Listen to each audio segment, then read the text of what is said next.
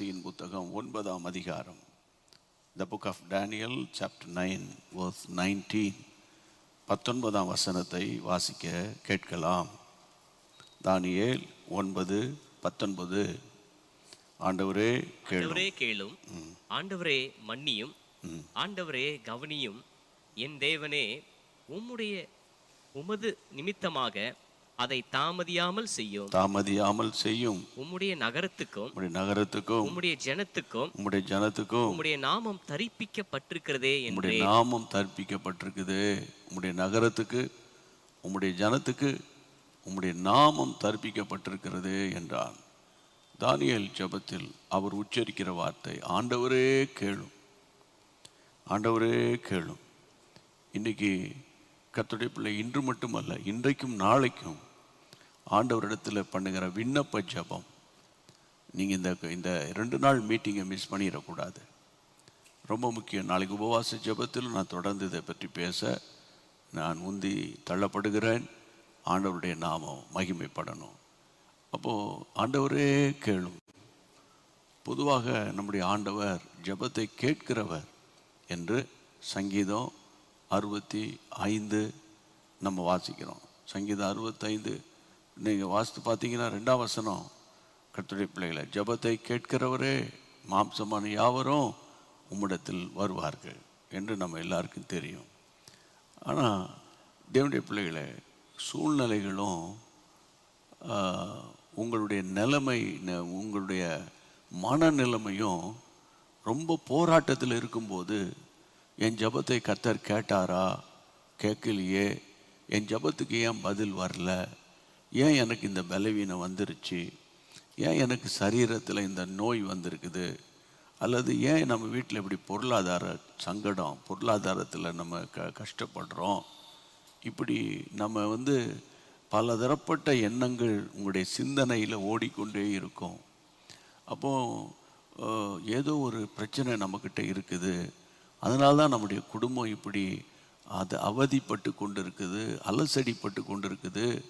பிள்ளைகளால் சமாதானம் இல்லை, புருஷனாலையும் சமாதானம் இல்லை.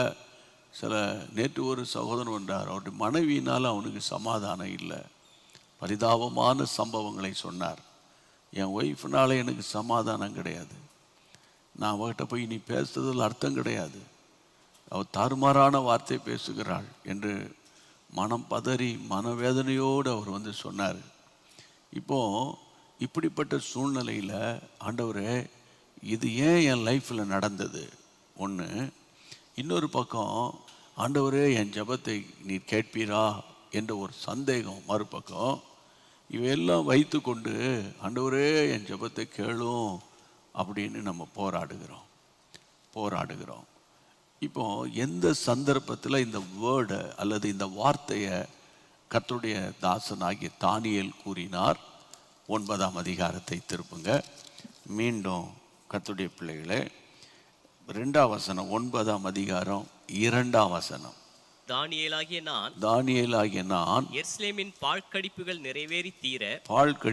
நிறைவேறி தீர்வதற்கு 70 வருஷம் செல்லும் என்று, 70 ஆண்டுகள் செல்லும் என்று கர்த்தர் எரேமியா தீர்க்கதரிசியோடே சொல்லிய வருஷங்களின் தொகையை, எரேமியா மூலமாய் சொல்லப்பட்ட வருஷங்களின் தொகையை புஸ்தகங்களால் அறிந்து கொண்டேன். அந்த புத்தகங்களின் மூலமாக நான் அறிந்து கொண்டேன். புத்தகங்கள் மூலமாக அறிந்து கொண்டேன். இஸ்ரவேல் ஜனங்கள் அடிமைத்தனத்தில் இருந்து எருசலேமிலிருந்து கர்த்தருடைய பிள்ளைகளே, வசனம் சொல்லுகிறது, பாபிலோனுக்கு அடிமைகளாக கொண்டு போகப்பட்டுட்டாங்க. அவங்க அடிமைத்தனத்தில் இருக்கிறாங்க, வேதனையில் இருக்கிறாங்க, கஷ்டத்தில் இருக்கிறாங்க, நெருக்கடியில் இருக்கிறாங்க. அந்நிய தேசத்தில் பாபிலோன் ராஜாவின் கைகளுக்குள்ளே அவங்க அடிமைப்பட்டு கிடக்கிறாங்க. அந்த நாட்களில் தானியேல் திடீரென்று எரேமியா தீர்க்கதரிசியின் புத்தகத்தை வாசிக்கிறார். எரேமியா தீர்க்கதரிசியின் புத்தகத்தில் இவ்வாறு எழுதப்பட்டிருக்கிறது என்பதை அவர் கண்டுபிடிக்கிறார். நீங்கள் பைபிளை திறந்து அந்த எரேமியா தீர்க்க தரிசன புத்தகம் 25ஆம் அதிகாரம், the book of Jeremiah chapter 25 வாசிங்க. எரேமியா தீர்க்க தரிசன புத்தகம் 25 11, 12 வசனங்கள். இந்த தேசமெல்லாம் வனாந்திரமும் பாழுமாகும். இந்த ஜாதிகளோ 70 வருஷமாக பாபிலோன் ராஜாவை சேவிப்பார்கள். இந்த ஜாதிகளோ, ஆண்டவர் பேசுறார் பாருங்க, எரேமியாவின் வாயிலிருந்து சொன்ன வார்த்தை, 70 வருஷம் பாபிலோன் ராஜாவை தான் சேவிப்பார்கள். 12, 70 வருஷம் நிறைவேறின பின்பு 70 வருஷம் நிறைவேறின பிறகு நான் பாபிலோன் ராஜாவினிடத்திலும் அந்த ஜாதியினிடத்திலும் கல்தேயருடைய தேசத்தினிடத்திலும் அவர்களுடைய அக்கிரமத்தை விசாரித்து அதை நித்திய பாழிடமாக்கி. கர்த்தருடைய பிள்ளைகளை நல்லா கவனிக்கணும். இந்த வார்த்தைகளை தான் நம்ம தானியேல் அந்த பயங்கரமான கஷ்ட காலத்துல வாசிக்கிறார். தானியேல் ஒரு பெரிய தீர்க்கதரிசி. தானியேல் ஒரு பாபிலோன் தேசத்தில் தன்னை காத்து கொண்ட ஒரு மனிதன். ஆனால் 70 வருஷம் போராட்டம், 70 வருஷம் பிரச்சனைன்னு அவருக்கு தெரியாது. ஒரு நாள் எரேமியா தீர்க்கதரிசியின் புத்தகத்தை வாசிக்கிறாரு. எரேமியா தீர்க்கதரிசியின் புத்தகத்தில் எரேமியா இந்த பால் கடிப்புகள் அல்லது இந்த அடிமைத்தனம், 70 ஆண்டு அடிமைத்தனத்தை பற்றி அவர் ப்ராஃபஸி சொல்லியிருக்கிறாரு. உடனே அந்த வசனத்தை எடுத்து அவர் வாசிக்கிறார். அதுதான் தானியேல் 9ஆம் அதிகாரத்தில் நம்ம வாசித்தோம். அதாவது எரேமியா தீர்க்கதரிசியோடு சொல்லிய வருஷங்களின் தொகையை அந்த புத்தகத்தின் மூலமாக அறிந்து கொண்டதும் அல்லாம அடுத்த வசனத்தை படிங்க.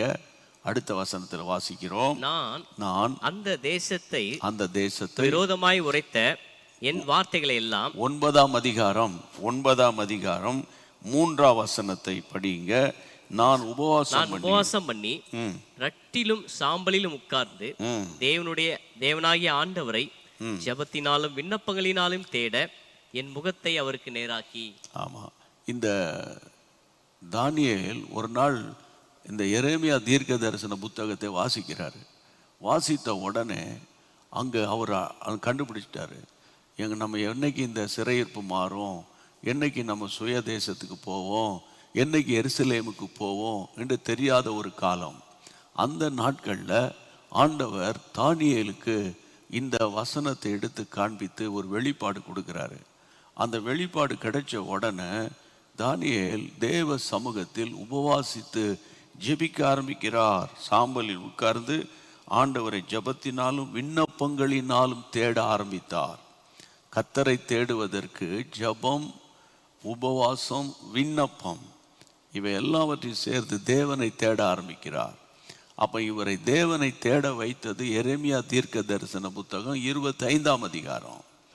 கர்த்தருடைய ஏதோ ஒரு அடிமைத்தனத்தில் உங்க வீடு இருக்கலாம், நீண்ட காலம் நிலத்தகராறு, நீண்ட காலம் குடும்ப சண்டை, அல்லது நீண்ட காலம் பலவீனம், அல்லது நீண்ட காலமாக ஒரு சமாதான கேடு, அல்லது நிம்மதி இல்லை, ஒரு மன அழுத்தம், அல்லது ஒரு ஸ்ட்ரெஸ்ஸுக்குள்ள நீங்கள் போய் வீட்டுக்குள்ளே நடந்த இழப்புகளோ கஷ்டங்களோ நிந்தை அவமானங்களினால நீங்கள் பாதிக்கப்பட்டு, அல்லது தொழிலில் பார்த்தீங்கன்னா ஒரு முன்னேற்றம் இல்லை, ஏதோ தொழில் செய்கிறோம், கொஞ்சம் வருமானம் வருது, அதை வச்சு தான் நம்ம ஃபேமிலியை ரன் பண்ணுறோம், பேங்க்குக்கு வாங்கின கடனை அடைக்கிறோம், அதுவும் சரிவர அடைக்க முடிய மாட்டேங்குது. இப்படி பல விதங்களில் அவதிப்பட்டு கொண்டு இருக்கிற கர்த்தருடைய பிள்ளையே, 70 வருஷம் இஸ்ரவேல் ஜனங்கள் பாபிலோனில் அடிமைப்பட்டு கிடப்பார்கள் என்ற ஒரு சத்தியத்தை இவர் எப்படி கண்டுபிடித்தார்? வசனத்தை வாசிக்கிறார், எரேமியா தீர்க்க தரிசனத்தை வாசிக்கிறார்.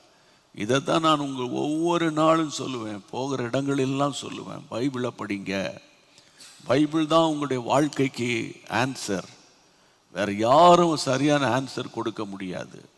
பைபிளை படிங்க, பைபிளை படிங்க, பைபிளை வசனத்தை விசுவாசிங்க, வசனத்தை நம்புங்க. மனுஷன் வார்த்தையெல்லாம் நீங்கள் தூக்கி தூர போடுங்க. இன்னைக்கு ஒரு மாதிரி பேசுவாங்க, நாளைக்கு வேற மாதிரி பேசுவாங்க, அவனுக்கு பேர் தான் மனுஷன். அதாவது கர்த்தருடைய பிள்ளை, நாசியில் சுவாசம் உள்ள மனுஷனை நீங்கள் நம்பக்கூடாதுன்னு ஆண்டவர் நமக்கு சொல்லி கொடுத்துருக்கிறாரு. உங்கள் சம்பாத்தியத்தை நம்பாதீங்க, உங்கள் சர்டிஃபிகேட்டை நம்பாதீங்க, உங்களுடைய இன்னைக்கு உங்கள் கையில் இருக்கிற வேலை இருக்குல்ல, ஜாப், அதை நம்பாதீங்க. புரியுதா? கர்த்தருடைய பிள்ளைகள், எந்த மனுஷனையும் நீங்கள் நம்பாதீங்க. நீங்கள் நம்ப வேண்டிய ஒன்றே ஒன்று இருக்குது, கர்த்தருடைய வார்த்தை. ஆமென். வானமும் பூமியும் ஒளிந்து போனாலும் கர்த்தர் தம்முடைய வார்த்தையை ஒரு நாள் ஒளிய விட மாட்டார். அப்போ தானியேலும் சோர்ந்து போயிருக்கிற நேரம் பார்த்து இந்த எரேமியா தீர்க்க தரிசன புத்தகத்தை அவர் வாசிக்கிறார். வாசித்த உடனே தேவ சமூகத்துக்கு போய் உபவாசத்தினாலும் ஜபத்தினாலும் மன்றாட்டின் ஆவியினாலும் நிரப்பப்பட்டு அவர் ஜபம் பண்ணும்போது தான் எரேமியா அந்த தானியேல் தீர்க்கதரிசியின் புத்தகம் 9ஆம் அதிகாரத்தில் இன்றைக்கு நம்ம வாசித்த 19ஆம் வசனத்தை சொல்லுகிறார். ஆண்டவரே கேளும், ஆண்டவரே கேளும். நான் உங்களை பார்த்து ஒன்று கேட்குறேன். அதான் 70 வருஷம் சென்ற பிறகு இஸ்ரவேல் ஜனங்க எருசலேமுக்கு வருவாங்கன்னு தானே சொல்லியிருக்குது. அது எதுக்கு போட்டு ஜெபம் பண்ணணும் கூட பேசுகிற ஆட்கள் கூட இருந்திருப்பாங்க. அதான் ஆண்டவர் சொல்லிட்டார்ல, 70 வருஷம் சென்ற பிறகு நீங்கள் எருசலேமுக்கு போயிடுவீங்க, உங்கள் அடிமைத்தனம் முடியும் அப்படின்னு அதான் சொல்லியிருக்குது இல்லை. அதுக்கு எதுக்கு ஜெபம் பண்ணணும்? அப்படி என்ன வரும் அநேகருக்கு. ஆனால் ஒன்று சொல்கிறேன், கர்த்தர் ஒரு வாக்குத்தத்தத்தை உங்களுக்கு கொடுத்திருந்து அந்த வாக்குத்தத்தத்தை பிடிச்சு நீங்கள் ஜெபம் பண்ணணும். ஆண்டவரே, உன் பிள்ளைகள், உதாரணத்துக்கு சொல்கிறேன், உன் பிள்ளைகள் உன் பந்தியை சுற்றிலும் ஒலிவ மர கன்றுகளைப் போல இருப்பார்கள் என்று சொல்லியிருக்குதே. இப்போ என் பந்தியை சுற்றிலும் என் பிள்ளைகள் இல்லை. அவன் உலகத்தின் மனுஷரோடு சுற்றிட்டு கிடக்குறாங்க, உலகத்தின் ஆவிகளோடு சுற்றிட்டு இருக்கிறாங்க. உலகமும் மாமிசமும் பிசாசும் கர்த்தரும் இப்படி மிக்ஸ் பண்ணி சில பிள்ளைகள் வாழ்ந்துக்கிட்டு இருக்கிறாங்க. ஜெபம் பண்ண சொல்லுங்கள், ரொம்ப அழகாக ஜெபம் பண்ணுவாங்க. ஆலயத்தில் ஞாயிற்றுக்கிழமை பாருங்கள், அழகாக வந்துடுவாங்க. ஆனால் அவங்க மொபைல் எடுத்து செக் பண்ணுங்கள், அவிசுவாசிகளோட பயங்கர தொடர்பு இருக்கும், அந்த அசுத்தமான தொடர்புகள் இருக்கும். புரியுதா உங்களுக்கு? உலகம் அவங்களோடு போராடிட்டு இருக்கோம். உலகமும் மாமிசமும் பிசாசும் போராடும். அவங்க ஆலயத்திலும் வந்து தங்களில் எல்லாரோட அவங்கள ஆளாளுக்கு தங்களை அவங்க காமித்து கொள்வார்கள். இதுக்கு பேர் தான் வஞ்சிக்கிற ஆவி, இதுக்கு பேர் தான் வஞ்சிக்கிற ஆவி. அப்போ இந்த நாட்களில் நான் உங்களோடு கூட பாரத்தோடு பேசுகிறேன். தானியேலுக்கு இது வெளிப்படுத்தப்பட்ட போது தானியேல் அமைதலாக இருக்கலையே. தானியேல் தேவ சமூகத்தில் ஜெபிக்கிறார். எங்கள் நாட்டுக்கு ஒரு விடுதலை வேணும், எங்கள் ஜனத்துக்கு ஒரு விடுதலை வேணும். அதனால ஆண்டவரே கேளும், ஆண்டவரே கேளும். அவர் சொல்லுகிற வார்த்தை பாருங்க, ஆண்டவரே கேளும், ஆண்டவரே மன்னியும் அப்படின்னு தன் ஜனத்துக்காக அவர் பரிதபித்து கேட்கிறார். ஆண்டவரே கேளும். அப்போ கர்த்தர் இந்த வருஷத்தில் ஒரு வாக்குத்தத்தம் சொன்னார். இப்போ பார்த்தீங்கன்னா 10 மாதம் முடிய போகுது. அந்த வாக்குத்தத்தம் நிறைவேறல. நீங்கள் சொன்னீங்கன்னா நான் உங்களை பார்த்து கேட்பேன், நீங்கள் எவ்வளவு நேரம் ஜெபிச்சிங்க? அந்த வாக்குத்தத்தத்தை பிடித்து ஜெபித்த காலங்கள் உண்டா? வாக்குத்தத்தம் ஸ்டிக்கரில் இருக்குது, வாக்குத்தத்தம் கேலண்டரில் இருக்குது. இப்போ கூட அடுத்த இன்னும் 2 மாதத்தில் இந்த 2025க்கான வாக்குத்தத்தம் உங்களுக்கு கிடைக்கும். வாக்குத்தத்தம் கொடுக்கிறவர் உண்மை உள்ளவர், வாக்குத்தத்தம் பண்ணினவர் வாக்கு மாறாதவர். அதான வசனம். அப்போ வசனம் நமக்கு தெரியுது, அதை வாழ்க்கையாக மாற்ற தெரியவில்லை. மறுபடியும் சொல்கிறேன், வசனம் உங்களுக்கு தெரியுது, அதை வாழ்க்கையாக மாற்றவில்லை. ஏதோ கஷ்டப்படும் போது தான் கர்த்தரை நோக்கி கூப்பிடுவோம். அது இஸ்ரவேல் மக்களுடைய சுவாபம். உபத்திரவத்தில் கர்த்தரை நோக்கி கூப்பிடுவாங்க, கர்த்தர் வந்து அவங்களை விடுதலை பண்ணுவார். அதுக்கப்புறம் ஆண்டவரை மறந்துடுவாங்க. அப்போ இந்த நாட்கள் ஒரு பயங்கரமான ஒரு வேதனையான காலம். கர்த்தருடைய பிள்ளைகள், எந்த தேசத்திலும் சமாதானம் கிடையாது, எந்த தேசத்தில் சமாதானம் கிடையாது. எந்த தேசத்திலையும் இயற்கை சீற்றங்கள் இல்லைன்னு சொல்ல முடியாது. அந்த அளவுக்கு இயற்கை சீற்றங்கள், பயங்கரமான உபத்திரவங்கள், பயங்கரமான பஞ்சங்கள், கொள்ளை நோய்கள் இல்லையா, பலதரப்பட்ட வியாதிகள், சொல்ல முடியாத விபத்துகள், இளம் வயது மரணங்கள் இல்லை, இப்படி பல மரணங்களின் வழியாக உலகம் போயிட்டு இருக்குது. அப்போது இந்த நாட்களில் விசுவாசிகளாகி நீங்களும் நான் என்ன செய்யணும்? கர்த்தரை நோக்கி, ஆண்டவரே கேளும், ஆண்டவரே என் ஜெபத்தை கேளும். அன்றைக்கு தானியேல் சொல்கிறார், 70 வருஷம் சென்ற பிறகு என் ஜனங்கள் ஆண்டவரே இந்த பாபிலோனை விட்டு போயிடுவாங்கன்னு சொல்லியிருக்குப்பா. ஆண்டவரே, பாபிலோன் ராஜாவை சேவித்து கொண்டிருக்கிற என் ஜனங்கள் ஜீவனுள்ள தேவனை சேவிக்கணுமே என்று அவர் ஆண்டவரே கேளும் என்று அவர் ஜெபம் பண்ணினார். எல்லா கைகளை உயர்த்துங்க, எல்லார் கைகளை உயர்த்தி, இயேசுவே இயேசுவே சொல்லுங்க, இயேசுவே என் ஜெபத்தை கேளும், என் ஜெபத்தை அசட்டை பண்ணாதீங்கப்பா, என் ஜெபத்தை நீங்கள் கேட்காம விட்டுறாதீங்கப்பா, என் ஜெபத்துக்கு பதில் கொடுங்கப்பா, என் ஜெபத்திற்கு நீர் ஆண்டவரை செவி கொடுங்கப்பா, ஆண்டவரை என் ஜெபத்தை கேட்பீரா, என் ஜெபத்தை கேட்க மாட்டீரா என்ற ஒரு சந்தேகம் எனக்கு இருந்துக்கிட்டே இருக்குது. என் ஜெபத்திற்கு நீர் பதில் கொடுக்கணும் ஆண்டவரே, என் ஜெபத்துக்கு நீர் இரக்கம் பாராட்டணும் ஆண்டவரே. கைகளை வைத்து கேளுங்க. என் ஜெபத்துக்கு பதில் கொடுக்கணும், என் ஜெபத்துக்கு இரக்கம் பாராட்டணும், என் ஜெபத்திற்கு நீர் செவி கொடுக்கணும் கர்த்தாவே. இயேசுவின் நாமத்தில் ஒப்பு கொடுத்து ஜெபிக்கிறோம் ஆண்டவரே. எங்கள் ஜெபத்துக்கு இரக்கம் பாராட்டுங்க, என் ஜெபத்துக்கு செவி கொடுங்க, என் ஜெபத்தை கேளுங்க, என் ஜெபத்தை கேளுங்க. ஆமாண்டவரே, ஆமாண்டவரே, நீர் ஜெபத்தை கேட்கிறவராச்சே. மாம்சமான யாவரும் இடத்தில் வருவார்கள் என்று சங்கீதம் 65:2 சொல்லப்பட்டிருக்கிறது. என் ஜெபத்துக்கு பதில் கொடுத்து ஆண்டவர், வியாதியாய் கிடக்கிற என் பிள்ளைகளை, வியாதியாய் கிடக்கிற என் புருஷனை, வியாதியாய் கிடக்கிற என்னுடைய மனைவியை, போராடி கொண்டிருக்கிற பொல்லாத பிசாசின் கிரியைகளை ஆண்டவரே நீர் அகற்றும்படிக்கு நாங்கள் ஒருமனப்பட்டவர்களாய் ஜெபிக்கிறோம் கர்த்தாவே. இந்த ஜெபத்தை கேட்டு நீர் பதில் அளிக்க போகிற மகா பெரிய கிருபையை எண்ணி அல்லேலூயா ஸ்தோத்திரம் பண்ணி பாடுவோம். ஆமென். பயமில்லை பயமில்லையே, ஜெயம் ஜெயம் தானே.